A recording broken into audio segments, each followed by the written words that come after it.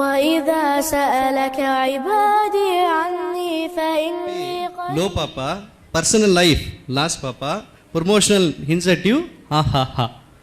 So by reading this, a small poem, we can find that the teachers are they are very busy with their academic works. They are never, அவங்க வந்து வீட்டை பற்றி யோசிக்கிறதுக்கு time இல்லை. Such a wonderful service we can find in teaching professions.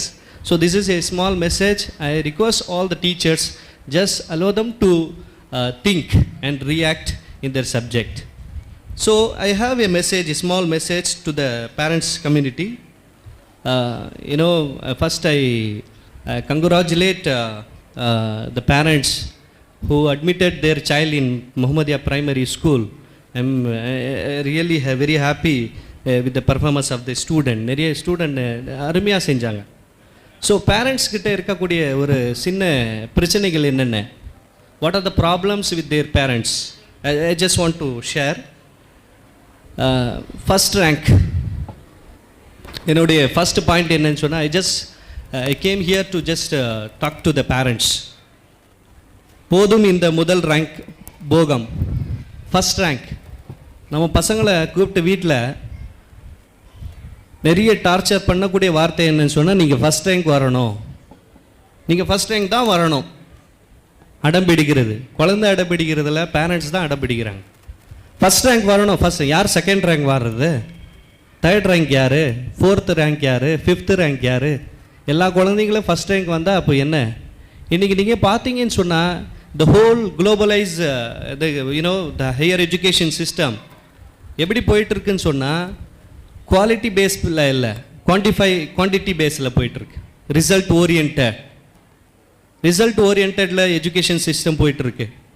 எப்படின்னு சொன்னால், இப்போ மாணவர்கள்கிட்ட நீங்கள் பார்க்கலாம், +2 பாஸ்ட் கேண்டிடேட்ஸை நீங்கள் கூப்பிட்டு கேட்டிங்கன்னு சொன்னால், they secured more than 1000 marks out of 1200. am I right? 1000 out of 1200, 90% of the student of various school in the heart of Panabat town, they secured more than 1000 marks, but they are not able to write a single letter. Leave letter எடுத்துக்கங்க, leave லெட்டரை கூட அவங்களால எழுத முடியல. +2ல who secured more than 1000 marks out of 1200. I am very sorry to share. கல்லூரியில் நான் பார்க்குறேன், என்னுடைய experience, little bit experience, Basheeruddin sir கிட்ட அவரை கம்பேர் பண்ணி, Nasir sir and Wasiullah sir and Yunus, when we compare the service of the eminent teachers, I have a less service of teaching. கல்லூரியில் நீங்கள் பார்க்கணுன்னு சொன்னால், மாணவர்கள் they are well in subject,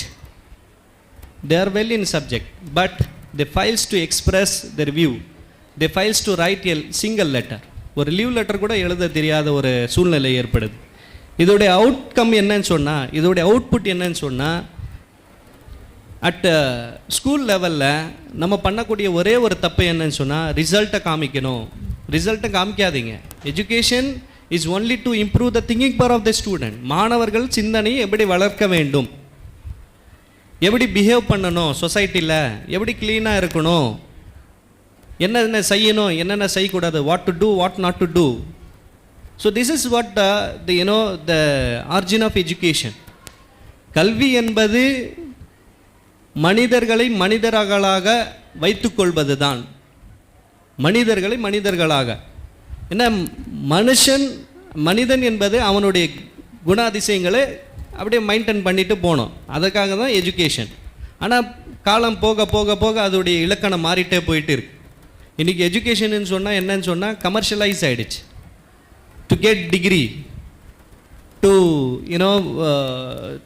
push up their educational qualification, desire to get degree, அந்த மாதிரி போயிட்டுருக்கு. So first ரேங்க்குன்னு சொல்லாதீங்க பசங்கள்கிட்ட.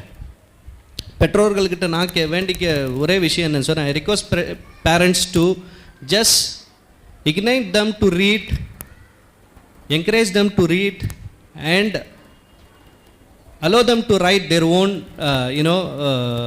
words in the examination halls. Don't give the pressure to memorize all the things. வீட்லயும் நீங்கள் அப்பா அம்மா பார்த்தீங்கன்னு சொன்னால் சார் என்ன சொன்னாரோ அதே மெமரைஸ் பண்ணுங்கள், படிச்சு காமின்னு சொல்லிட்டு சொல்லுவாங்க. அதெல்லாம் தப்பு. ஃபஸ்ட் ரேங்க் எல்லாம் நீங்கள் சொல்லாதீங்க.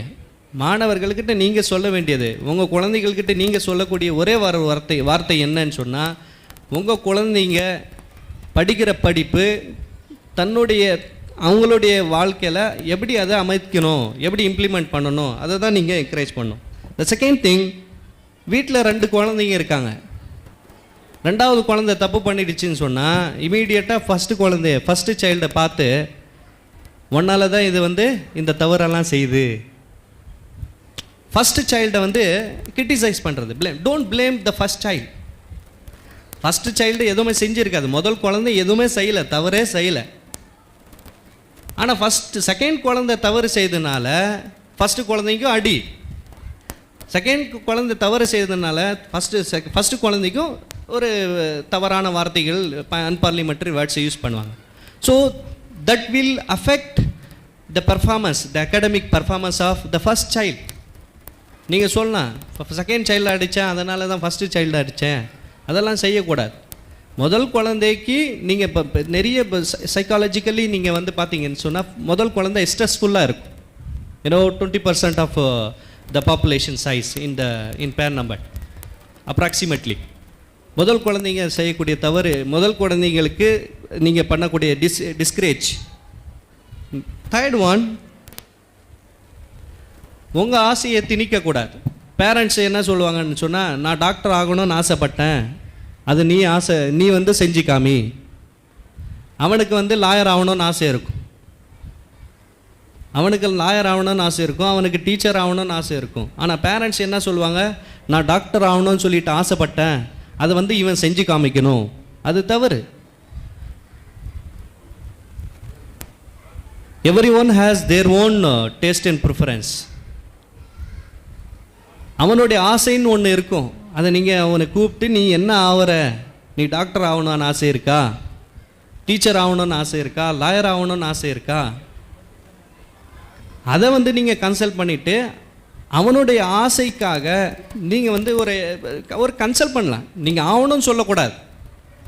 நீ அது ஆகிறதுனால இது எதாவது பிரச்சனை இருக்குது, நீ இதை தேர்ந்தெடுக்கலாமே, இது வேண்டாம், இது சஜஷன் சொல்லுங்கள். பட் இதுதான் ஆகணும்னு சொல்லிட்டு நீங்கள் அடம் பிடிக்கிறது அது தவறுன்னு சொல்கிறேன். உங்களுடைய ஆசையை மாணவர்கள் மேல் திணிக்கிறது தவறு என்பது தான் என்னுடைய கருத்து. 4 பேர் நடுவில் அங்கீகாரம் கிடைத்தால் மகிழ்ந்த போவது பெரியவர்கள் மட்டுமல்ல, குழந்தைகளும் தான். 4 பேர் முன்னாடி ஒருத்தரை பாராட்டும் போது அவர் ரொம்ப சந்தோஷப்படுவார், என்னை பாராட்டிட்டாங்களேன்னு சொல்லிட்டு. அது பெற்றோர்கள் மட்டுமல்ல, பெரியவர்கள் மட்டுமல்ல, குழந்தைங்களும் தான். இப்போ 4 பேர் முன்னாடி நம்ம என்ன பண்ணுறோம், நம்ம குழந்தைங்கள இவன் படிக்கிறதே இல்லை, இவன் பர்ஃபார்மன்ஸே சரியில்லை, எடுத்த உடனே என்ன பண்ணுறான், 20 ரேங்க்கு மேலே எடுக்கிறான். அதனால தான் ரேங்கிங் சிஸ்டமே எடுத்துட்டாங்க. ஐ திங்க் கிரேட் சிஸ்டம் வந்துருச்சு, ஏபிசி. இது எதுக்கு கொண்டு வரப்பட்டது?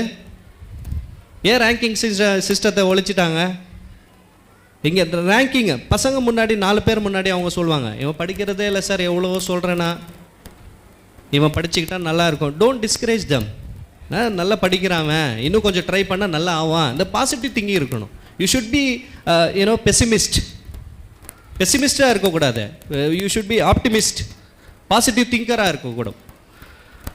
பெசிமிஸ்ட் நெகட்டிவ் திங்கராக இருந்தீங்கன்னு சொன்னால் that will bring so many problems to your child.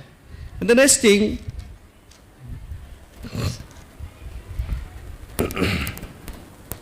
குழந்தைங்களுக்கு வீட்டில் வேலை கொடுக்கணும். The responsibility. You have to share the family problems with your child. இன்றைக்கி நம்ம செய்யக்கூடிய ஒரே ஒரு பிரச்சனை என்னன்னு சொன்னால், குழந்தைங்கக்கிட்ட நம்ம ரொம்ப அன்பு காட்டுறோம்.